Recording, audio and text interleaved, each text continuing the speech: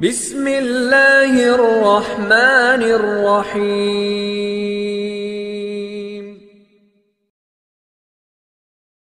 میرے بھائیوں، دوستوں، بزرگوں،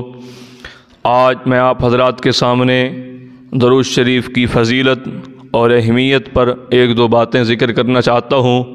نبی علیہ الصلاۃ والسلام نے ارشاد فرمایا، من صلی علی واحدۃ صلی اللہ علیہ عشرا، جس نے مجھ پر ایک مرتبہ درود بھیجا، اللہ پاک اس پر 10 مرتبہ اپنی رحمتیں نازل فرماتے ہیں۔ اللہ 10 مرتبہ برکتوں کا نزول فرماتے ہیں، رحمتوں کا نزول فرماتے ہیں۔ سیدنا ابو بکر صدیق رضی اللہ تعالیٰ عنہ فرماتے ہیں، جس طرح نمک کو پانی میں ڈالا جائے وہ گھل جاتا ہے، اسی طرح جو بندہ نبی علیہ الصلاۃ والسلام پر درود پڑھتا ہے، جس طرح نمک کو پانی میں ڈالا جائے تو وہ نظر نہیں آتا، اسی طرح جو بندہ حضور علیہ الصلاۃ والسلام کی ذات پہ درود پڑھتا ہے، اللہ اس کے گناہوں کو ایسے مٹا کے رکھ دیتے ہیں۔ سیدنا فاروق اعظم رضی اللہ تعالیٰ عنہ فرماتے ہیں کہ نبی علیہ الصلاۃ والسلام نے فرمایا کہ مجھ پر روشن دن اور روشن رات کو درود پڑھا کرو۔ روشن دن سے مراد جمعہ کا دن ہے اور روشن رات سے مراد جمعہ کی رات ہے، کہ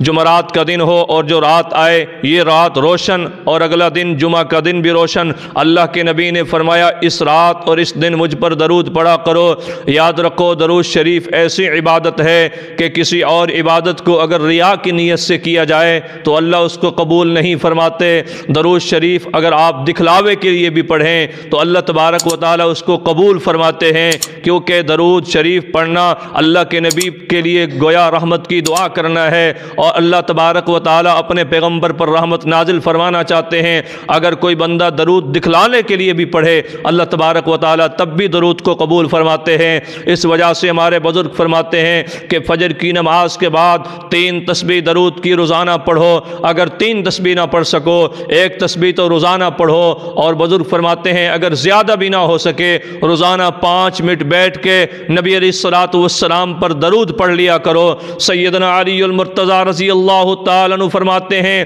اگر مجھے فرائض اور واجبات کی فکر نہ ہوتی تو یا رسول اللہ صلی اللہ علیہ وسلم میں صبح سے لے کر شام تک، شام سے لے کر صبح تک، رات اور دن اپنا سارا وقت آپ پر درود پڑھنے میں گزار دیتا۔ یہ درود شریف کی اتنی فضیلت ہے۔ اگر زندگی میں برکت چاہتے ہو، اگر زندگی میں سکون چاہتے ہو، اگر صحت میں برکت چاہتے ہو، اگر روزی میں برکت چاہتے ہو، اگر مال میں برکت چاہتے ہو، اگر نبی علیہ الصلاۃ والسلام کے ہاتھوں سے حوض کوثر پینا چاہتے ہو، اگر نبی علیہ الصلاۃ والسلام کی شفاعت کے مستحق بننا چاہتے ہو، اگر جنت کا راستہ تلاش کرنا چاہتے ہو، پھر درود پڑھو، اٹھتے بھی درود پڑھو۔ بلکہ ہمارے نقش بندی سلسلہ کے بزرگ فرماتے ہیں، حضرت پیر ذوالفقار صاحب فرماتے ہیں، جب تم مسجد کو دیکھو تب بھی درود پڑھو، جب مدرسے کو دیکھو تب بھی درود پڑھو، کہ ان چیزوں کی نسبت نبی علیہ الصلاۃ والسلام کے ساتھ ہے۔ مسجد میں داخل ہو تب بھی درود پڑھو، مسجد سے باہر نکلے تو دعا پڑھنے سے پہلے درود پڑھ، قرآن کی تلاوت کرے تو سب سے پہلے درود پڑھ، حدیث کی کتاب پڑھے تو سب سے پہلے درود پڑھ، صبح اٹھے تو سب سے پہلے درود پڑھ، سونے لگے تو درود پڑھتا پڑھتا سو جا۔ تو یہ درود شریف کی اتنی فضیلت ہے۔ بہت سارے بزرگوں نے لکھا کہ درود شریف رزق میں برکت، مال میں برکت، جان میں برکت، صحت میں برکت۔ ارے درود شریف ایسی عبادت ہے کہ جب تک کوئی بندہ نماز میں درود نہ پڑھے اس کی نماز قبول نہیں ہوتی، جنازے میں درود نہ پڑھے جنازہ نہیں ہوتا۔ درود شریف ایسی عبادت ہے، حدیث پاک میں آتا ہے جو بندہ اللہ سے دعا مانگتا ہے اور دعا مانگنے سے پہلے بھی درود پڑھتا ہے اور دعا کے آخر میں بھی درود پڑھتا ہے، شروع میں بھی درود پڑھتا ہے، آخر میں بھی درود پڑھتا ہے، اس کے بعد دعا مانگتا ہے، اللہ تبارک و تعالیٰ اس کی دعا کو رد نہیں فرماتے، کیونکہ درود کو اللہ نے قبول کرنا ہے۔ شروع میں اس نے درود پڑھا وہ قبول ہو گیا، آخر میں اس نے درود پڑھا وہ بھی قبول ہو گیا، درمیان میں اس نے اللہ سے جو مانگا اللہ نے وہ بھی قبول کر لیا، اللہ اس کو وہ بھی دیں گے۔ تو یہ درود شریف کی اتنی فضیلت ہے، اس وجہ سے ہمارے نقش بندی سلسلے کے بزرگ فرماتے ہیں کہ فجر کی نماز کے بعد 3 تسبیح درود پاک کی پڑھو، اور ظہر کی نماز کے بعد 3 تسبیح